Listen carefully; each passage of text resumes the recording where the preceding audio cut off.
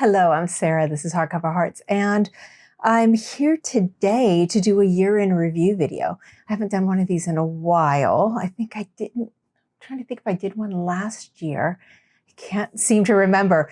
It's been a very, very busy year, but I did a lot of new things. I'm really proud of myself for kind of stepping out of my reading comfort zone, and so I wanted to talk about all the new things that I did this year because they had a profound impact. So this really was the year of surprises. I think it was near the end of last year, I read a book that really stuck with me that I loved. It was a short story by Helen DeWitt called The English Understand Wool. And I was so impacted by the craftsmanship of this short story. And you know, I had shied away from short stories for so long. I know I've talked about this forever on this channel because I felt like I just didn't understand them. They felt either too whimsical, too jarring. I just didn't know how to take them in. But after reading that one, I thought, okay, maybe there's something that I should be exploring here. And so I started to read short stories this year, and I'm very, very glad that I have, because I've recognized that while I'm not any kind of short story kind of gal, there are specific types of short stories that I love that really impact me, that I still think about in the same ways that I think about novels. And that's very exciting. I'm really happy that I kind of cracked that code for myself of what a good short story for me is. I also became a poetry reader this year. I don't even remember when, what the impetus was, though I did do a short about that. I'll put a link to it below. But it was one morning, I was sitting here, and it was one of those really dark gray mornings, very cozy. It was like the start of getting into the fall season here in Northern California. And I just wanted something beautiful. I wanted a moment of beauty, a moment of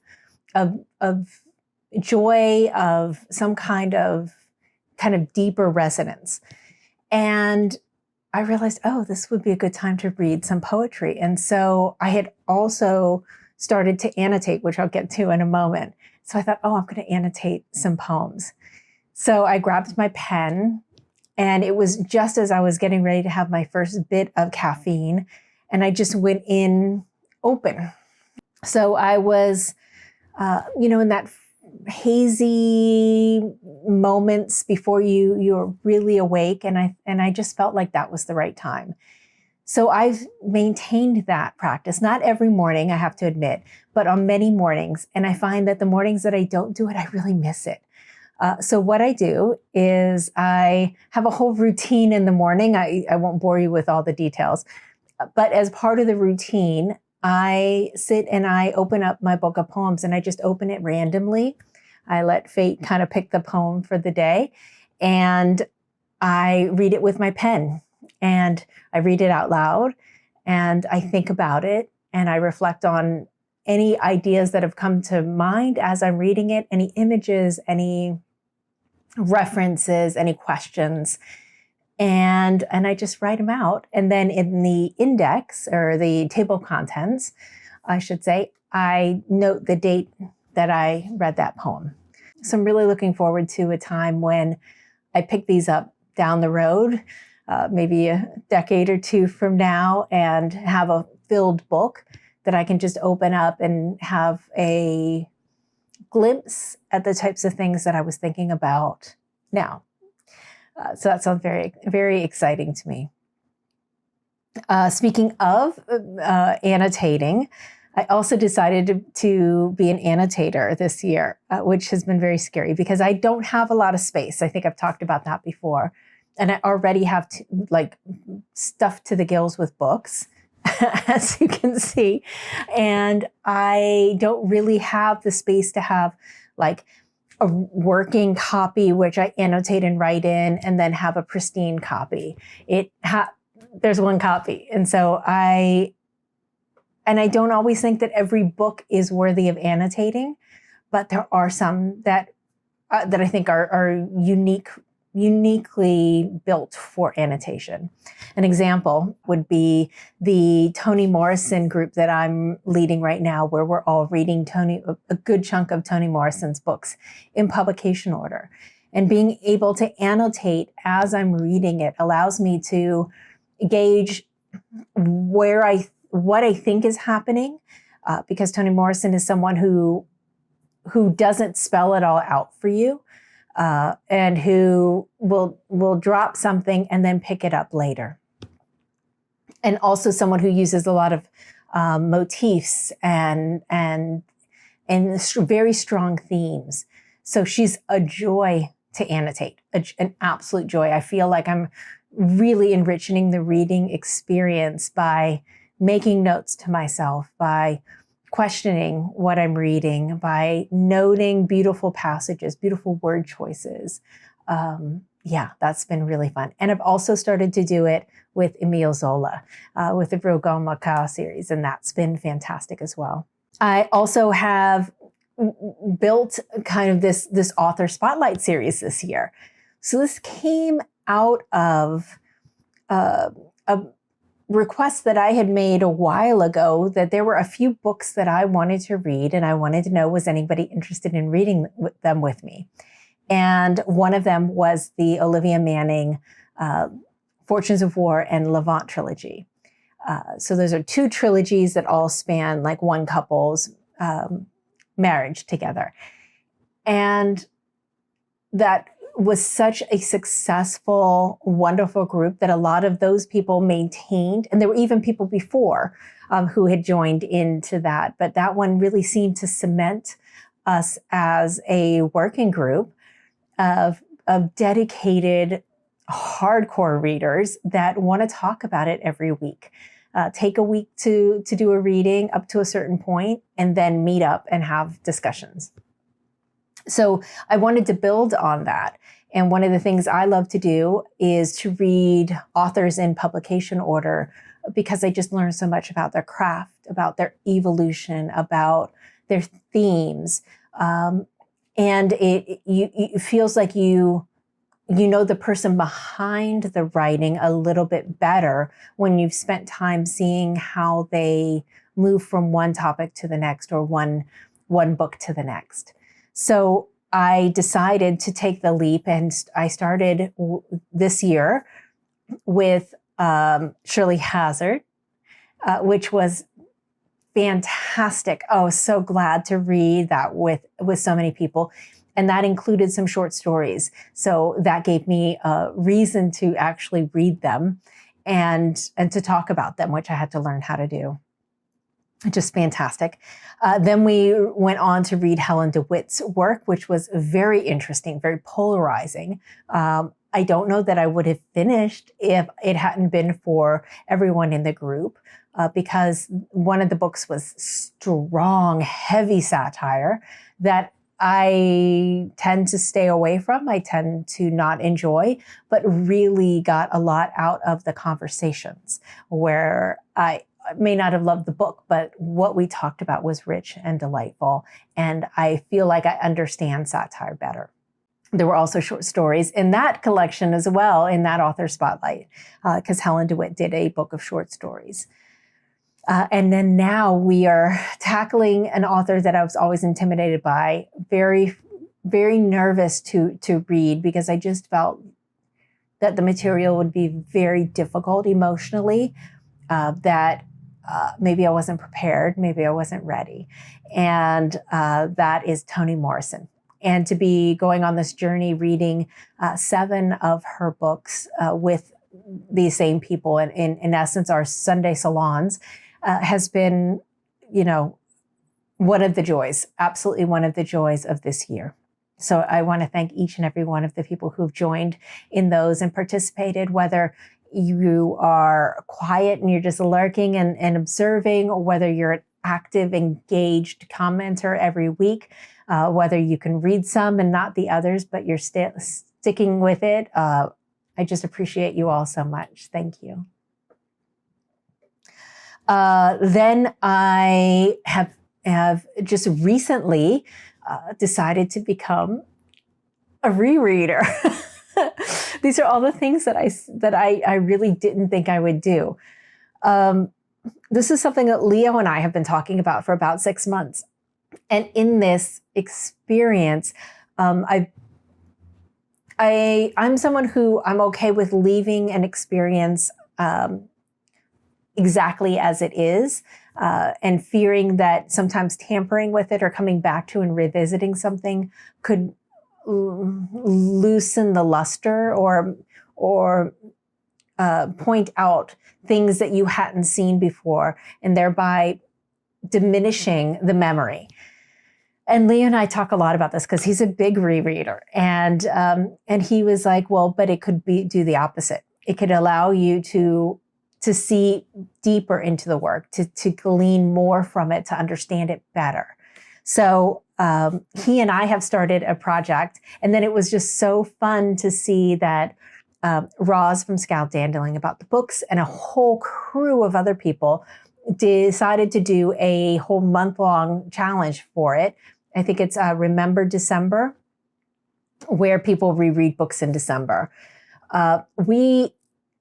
We're going to just do it throughout the year, but we have a specific style of video that we're going to introduce, and I should be able to put it up, I'd say next week, where you first, if you're a booktuber, feel free to take this format, please. The first part of the video is where you talk before you reread the book, and you try to ask yourself, why are you doing this? What do you remember about the book? What stood out? What makes you want to return to it? What do you think you're going to find there in your second, third, fourth, fifth reading of it? So I thought that would be a great way to tee it up, and then you come back after reading it and explain your newest revelations. Were your memories right? Or were there surprises, both positive and negative? And has your rating changed? Has your thoughts about the book and the author changed after rereading it? So we're really excited to do that. I think he's done one. I'll be doing one, as I mentioned, very, very soon. And then we're going to read a book together and do next month. So I'm very excited for that. Then I also had some big series. Oh, I always love a big series. I'm someone who likes a big, ambitious project. And so I started the Bulkakov series by Emile Zola, which I mentioned a little earlier. And it's that 20-novel series set in around the same time as the Victorian age. I think it's the Belle Epoque. It's just a really interesting time. And Emile Zola is such an amazing writer. So entertaining, but also like the characters are so vivid, so real. Each book that I've read so far, there is an image, there is at least one moment that just has stuck in my memory of each of the books so far. And so that's a really great sign. So I loved it so much, and I raved about it so much that Leo said, well, if you'll wait, I'll catch up with you and then we'll read the rest together. So I said, of course, please do. So he is finishing up the catch up, and then we're going to start. Now, I made a mistake when I started it, and I actually did the Zola's preferred method and his preferred order. I shouldn't have done that because I don't know as much about this time period in French history. You know, the Second Empire, the Emperor Napoleon, and all of these things I didn't know. I did know about Haussmann and the reconstruction of Paris, but there's a lot that happens that it really does help if you read them in order. It's not completely linear, but it does construct the evolution of the characters. So yeah, I'm very excited about continuing that. Then I had some amazing, amazing buddy reads this year. Natalie and I read more Magda Szabo, very excited. And we keep holding off The Fawn. I think, Natalie, we were supposed to read it this December, weren't we? I'm so sorry. Life got a little bit away from me. So we'll have to tee that up for next year. And that's the last of Magda Szabo that we have to read together. Then Cathie and I, from the Grim Reader, read The Master and Margerita, which was really, really fun. I really enjoyed reading that with her because she has all of the German, like the Faustian information from her German heritage that I was completely lacking. So she really helped me fill in a ton of gaps in the nuances and some of the little jokes that were happening about this storyline. So that was a fantastic opportunity for me to glean some insights from her. And then Hannah from Hannah's Books and I just finished A Lost Lady by Willa Cather. And that was just wonderful because just like with Cathie, Hannah knows a lot about Willa Cather. And so she was able to inform me of some really interesting points that I just hadn't even considered when I read Willa Cather's works. So that made it a much more enriching experience as well. And then, of course, I have all of my buddy reads with Leo where we just randomly find something that we want to read together and then just go for it. And I love that very much. That's always a great way to have a book going with Leo at any given time. So that's been my year. I also have read, I think I've read over 195 books this year so far, and the year's not up yet. So I feel like I've really read a great mix of books. I'm sifting through to come up with my list, my favorites list. And this time I promise I'm going to get it out way before Valentine's Day, which is where I've gotten it sometimes. I didn't even get one out last year. So I'm going to be working on that this weekend and trying to put that together. But the risk is you could always read a book at the very end of the year that could be one of the best. So I do like to wait until the new year to put that up. But other than that, I just wanted to say, if you are somebody who's been following me, someone who's subscribed, I just want to say thank you so much for joining in, for being here with me almost every week as I talk books, and your comments and your suggestions and ideas are always welcome. And I really can't tell you how much I appreciate knowing that you're there and that you're readers like I am. And I feel like I've found community here on BookTube, and I don't know what I would do without it and you all. So thank you so much. I hope your next year is filled with amazing books, amazing reads, and a lot of great bookish conversation. So with that, I'll let you go and wish you the best for 2024. Bye.